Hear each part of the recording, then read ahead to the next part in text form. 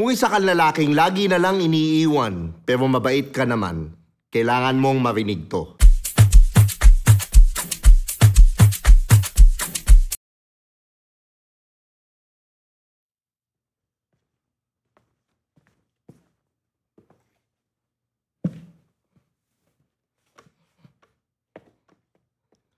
What's up guys? Welcome to Do You Think?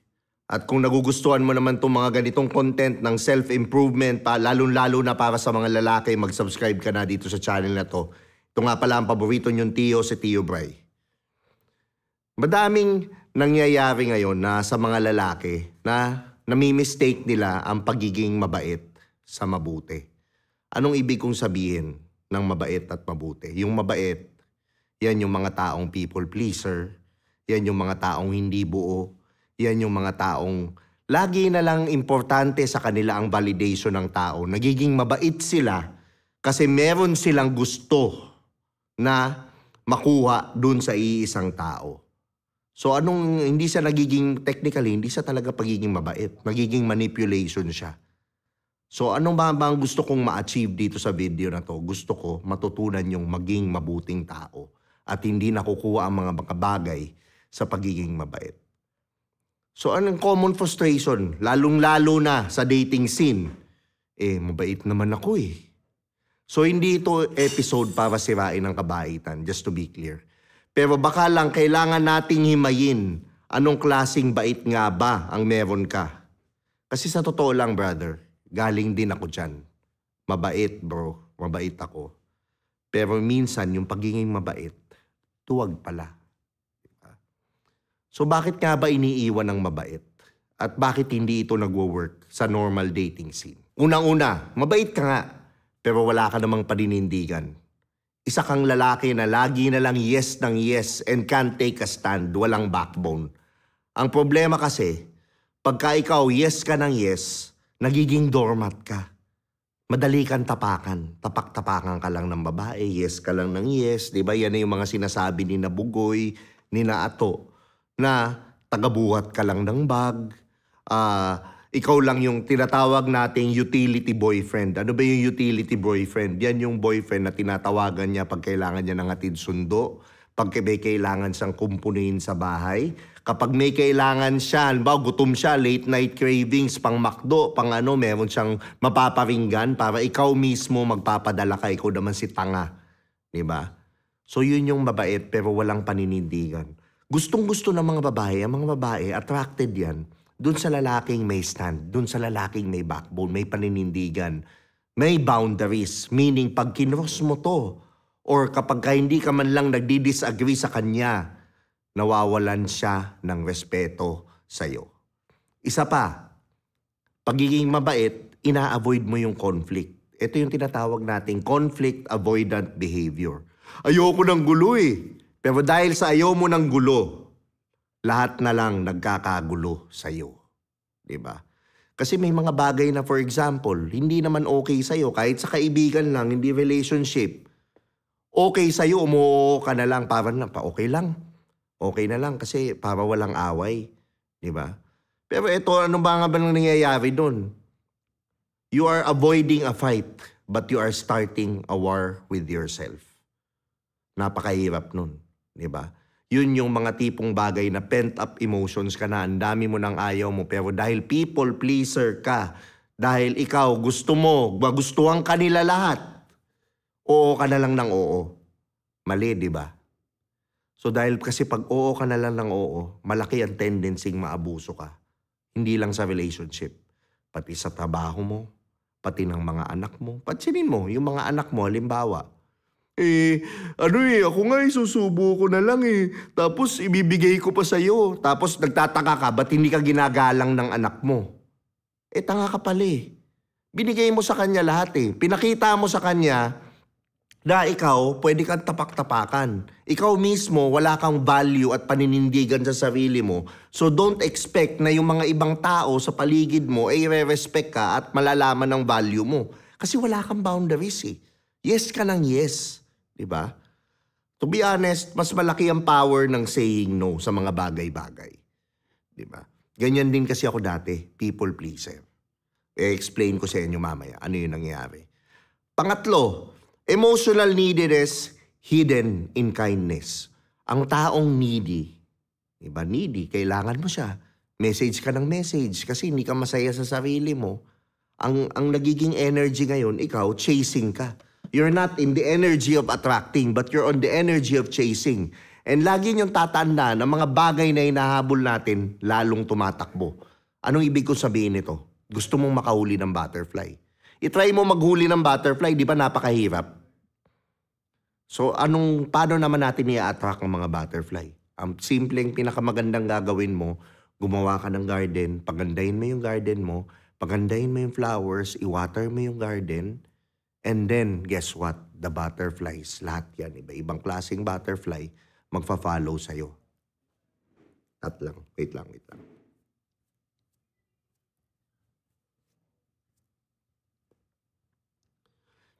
Anong ibig kong sabihin nun sa garden? Yung garden ay ikaw. Pag ikaw, hinil mo yung mga trauma mo, in-increase mo yung mga value mo, pinaangat mo yung value mo, matik, pera, relationship, lahat yan, ma-attack mo. Sabi nga ni Ato, kapag tinutukan mo yung sarili mo, diba, lahat yan lalapit sa'yo, makakapili ka pa ng gusto mo. Diba? So, kailangan tutukan mo yung sarili mo para makatuto ka. Joke lang. Hindi to TUBER Podcast. Do you think to? Diba? So, ako ngayon may kikwento ko, personal story ko. May isa akong babae dati na sobrang kong minahal. Nangyari yan, college days ko. Maging mabait ako sa kanya. Binigay ko lahat. Flowers, effort, lahat. Diba? Pero dumating yung araw, alam mo sinabi niya, ito yung pinakamasakit, ewan ko makaka-relate kayo dito. Sinabi niya sa akin, "You're too nice for me eh." Tangina. Ang sakit, di ba? Di ba? Kung iisipin mo, what's fucking wrong with being too nice? Di ba? Kasi karaniwan ng babae, they dream of a nice guy. But the problem is, it's not who they get attracted to. Di ba? Sa babae kasi yan, nila, gusto ko yung nice guy, gusto ko yung ano. Pero how many times, di ba, sabi nga ni God, nagdadasal sila ng nice guy. Pero si God, binigyan na sila ng madaming nice guy. Pero anong ginawa nila? Di ba, friendzone nila lahat ng nice guy? Kanino sila na-fall? Dun sa bad boy. Dun sa ano? Dun sa talagang, kanino sila nagpabembang dun sa talagang nakilala lang nila doon, na-attract sila, na ano sila. Ako, hindi naman sa pag-ano, napakadami ko na ring babaeng nakasama. Napakadami ko na ring babaeng magagandang na interview at iisa ang lahat na sinasabi nila. Gusto nila yung lalaking kayang mag-say no at may spine. Diba? Hindi ko naman sinasabing maging bad boy kayo. No. On this episode, on this show, hindi ko ina-advocate ang pagiging bad boy, pagiging tarantado sa babae. Hindi. Pero pwede ka namang maging mabuting tao. Mabait ka, loving ka, loyal ka, faithful ka sa isang partner. Pero may boundaries ka. Pag kinross mo to, hindi ka takot mag-walk away dun sa babae. Hindi ka takot mag-say no dun sa babae. At pag nandun ka lagi sa energy na hindi mo kailangan ng kahit na sino at meron kang ability to walk away dahil alam mo nga ang value mo, apparently, hinahabol ka nila lahat. The more na na-attract sila sa'yo. So, dun ko na-realize na mabait nga ako, pero hindi ako buo. Kailangan nyo muna guys, buuhin yung sarili nyo. I-increase yung value nyo. Ayusin ang values nyo. At pag na-realize nyo, mahal na mahal nyo yung sarili nyo, minamahal nyo yung sarili nyo, kumakain kayo ng tama, nag-workout kayo, dinedevelop nyo yung sarili nyo, hindi kayo, nagbabayad kayo ng seminar kahit mahal, kasi nga, in the long run, it's for your self-improvement. It's only a matter of time na ang babae, pera, good opportunities, lahat yan. Ma-attract nyo, papunta sa inyo. Hindi nyo hinabol. Kasi ako, yan din ang ginawa ko. Galing din ako dyan. Pero ngayon, lahat yan, na-attract ko na. Unti-unti. Hindi perfect, di ba? I'm just like you. I'm still learning. Pero sineshare ko lang kung ano yung mga nag-work sa akin. At syempre, kung talagang seryoso ka sa self-development mo, I'm opening a personal one-on-one coaching. Diba? Kailangan nyo lang mag-email sa tiobrightTV@gmail.com at doon tayo mag-usap. dun sa kung gusto mong personal one-on-one coaching tayo via Zoom. So makakausap niyo ako. Pero syempre, hindi to para sa lahat. Para lang to sa mga talagang seryoso at ayusin at gusto mong i-level up ang buhay mo. Okay. So ano nga ba ang totoo at lalim ng pagkalalaki? Kasi to be honest, real masculinity isn't aggression or dominance. It's first, self-awareness. Second, boundaries. Third, integrity. Fourth, vulnerability and strength. Let's start with self-awareness. Again, yan ang ina-advocate ko. Sa spirituality mo, nadi-discover ang self-awareness. How do you become a self-aware person? Mag-meditate ka kada umaga. Gawin mo muna yun. Huwag ka muna magdahilan. Hirap gumising kasi wala akong time. Kung ganon ka ng ganon, natural. Hindi ka talaga magde-develop sa buhay mo. Huwag na natin pag-usapan yun. Pero kung seryoso ka, try mo muna to ng 21 days. Mag-meditate ka. Be silent.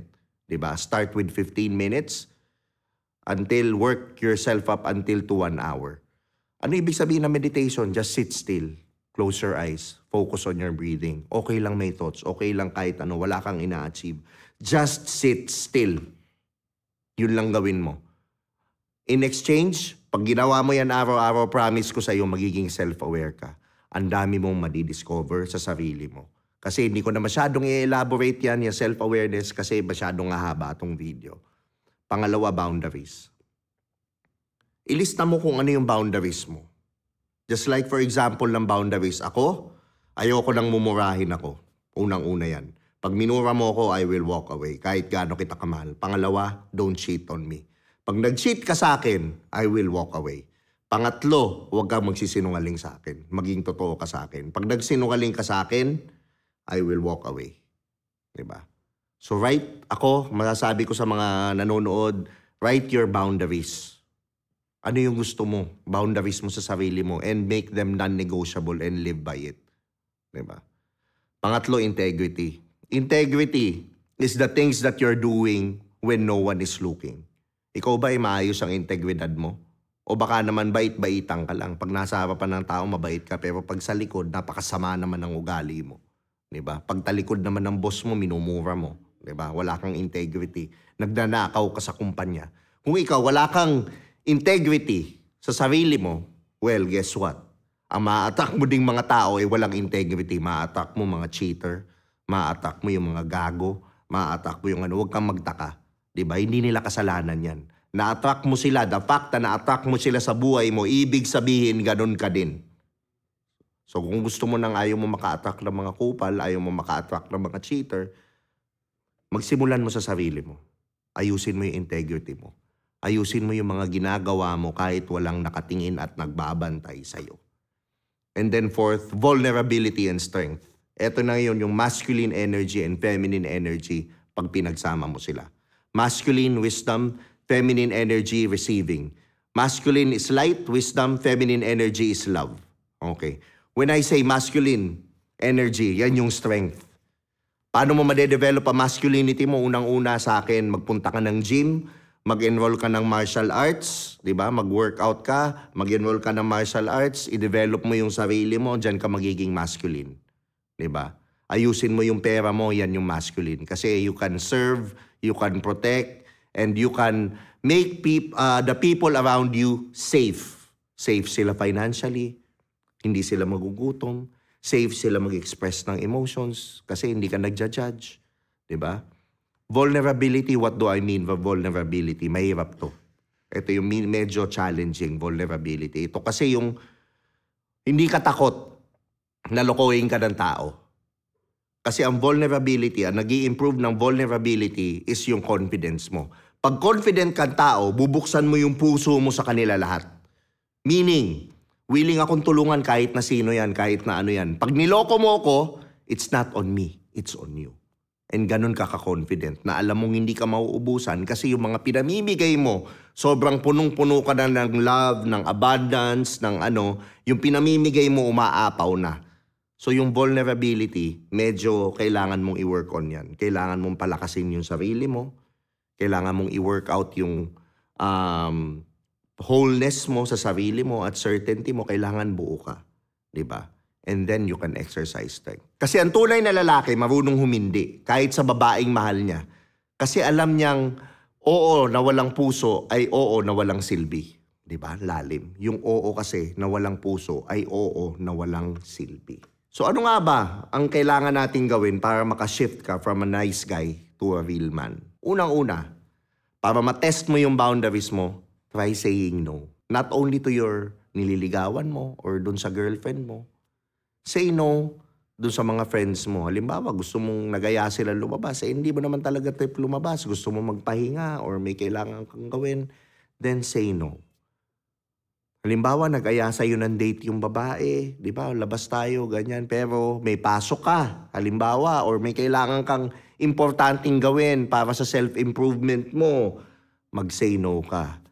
And the most powerful na maayos mo ang boundaries mo is gawin mong busy ang sarili mo. Punuin mo yung kalendaryo mo ng activities. Kasi pag puno yung kalendaryo mo ng activities in improving yourself, like going to the gym, attending seminars, improving your work, or even going to the spa, di ba? Minsan hindi yung spa na iniisip nyo, yung spa na nagpapapogi sa inyo, di ba? Yung ini-improve nyo yung sarili nyo. Pag busy ka, hindi mo talaga i-value ng babae ang time mo kasi marunong ka mag-say no. Pag nag-no ka ngayon, pag nag-aya ulit yan, lumabas kayo, ma-appreciate na niya ngayon kasi busy kang tao. And the more na binigay mo yung time mo sa kanya, alam niyang scarce yung time mo, kaya i-value niya. Versus dun sa lalaking yes, na kahit na may trabaho siya, kinakancel niya para dun sa babae. Mali yun. Yun ang mga galawang simp. Pangalawa, ito yung i-journal mo, i-analyze mo sa sarili mo. Ano yung hindi ko sinasabi dahil baka hindi niya ako mahalin kung malaman niya. So ano ibig sabihin nun? Magpakatotoo ka sa sarili mo. So kailangan, ito yung pinaka-ayaw ko bakit hindi ako naniniwala sa ligawan because ligawan is always a best foot forward. And then pag nandun kayo sa relationship, ano nangyayari? Nagiging lumalabas yung totoong ikaw. Yung ginawa mo sa panliligaw, di ba? Halimbawa, lagi kang dinedate mo siya lagi sa fancy restaurant. Hindi ka naman mayaman. Diba? Dinedate mo sa fancy restaurant. Ngayon, naging kayo. Hindi mo naman kayang i-sustain yun weekly na i-late siya sa fancy na restaurant. Biglang makikita niya ngayon, ay shit, hindi niya pala kaya. Hindi ito yung lalaking nag-sign up ako di patay ka. Versus dun ka sa naging totoo ka sa sarili mo, naging confident ka na eto ang kaya ko, eto ang the best ko para sa'yo. Diba? Nagse-say no ka. Kinokonta mo siya pag hindi talaga siya tama, hindi ka sumasama sa frame niya. Halimbawa, nag-acting siya dyan, nag-iinarte siya dyan. Ikaw, calm ka lang, cool ka lang. Diba? Tinatawanan mo lang siya. Napapasa mo yung mga test na sinasabi nila ng mga babae. Diba? Mas lalo ka nilang irerespeto. Mas lalo ka nilang mamahalin. So, be true to yourself. Be vulnerable. Gawin mo kung ano ka. Huwag mong ikahiya yung sarili mo. Again, embrace your darkness, embrace your light. Parehas yan, nagko-coexist yan sa sarili mo. And pangatlo, observe mo kung kailan ka, maging aware ka dito. Observe mo kung kailan ka nagpapanggap para magustuhan ka. Lahat ng actions mo ng pagpapanggap, utang na loob, tanggalin nyo na. Kasi hindi yan nakakatulong sa inyo. Diba? Huwag ka magpanggap. Kasi sa totoo lang, yun talagang babaeng para sa'yo, mamahalin ka kung sino ka. Pero hindi ko rin naman sinasabi na don't be a better version of you. Kasi meron namang better version mo. Kaya importante talaga, behind all of it, bago ka magjowa, diba? Bago ka mag-expect ng pera, i-improve mo muna yung sarili mo. Mag-self-check ka muna. Go back to yourself. Alamin mo kung talagang ikaw ba buo ka, kung ikaw ba valuable ka, kung ikaw ba tanungin mo sa sarili mo, ide-date mo ba sarili mo? Answer mo siya ng honestly sa sarili mo. De-date mo ba? Kung sinabi mong yes, okay yan para sa'yo. Pero kung sinabi mo no, alamin mo bakit. Bakit hindi mo ide-date? And then yun ang baguhin mo sa sarili mo. Mga bros, ang kababaihan, kailangan talaga may backbone. Hindi lang kailangan ng bait. Kailangan napaka-importanteng buong-buo kang tao and confident ka. Ang babae, sumusurrender yan sa confident man. Hindi sa sumusurrender sa simp. Hindi siya sumusurrender sa mahinang lalaki. So ang lalaking people pleaser, ang lalaking yes ng yes, ang lalaking dali lang niyang hilahin, ang lalaking kaladkarin, madali, hindi niya binavalue. Anong binavalue niya? Yung lalaking mapagmahal pero may boundaries. Yun ang sinasabi ko. Hindi ko sinasabing maging bad boy kayo. Diba? Pero ang sinasabi ko, pwede ka naman maging mabuting tao pero may boundaries. Mabuting tao pero nagmumura. Mabuting tao pero kayang lumaban kung kinakailangan. Do you think mabait ka ba dapat? Or mas maganda maging mabuting tao? So ito nga pala si Tio Bry. At kung natuwa kayo dito sa video na to, i-share nyo to sa people pleaser nyong kaibigan, dun sa nice guy nyong kaibigan, at dun sa mga kaibigan nyo. Huwag nyong kalimutan din mag-subscribe sa Do You Think para maabot natin ang 100,000 subscribers this December. Maraming salamat sa panonood. Ito ang paborito yung Tio, si Tio Bry.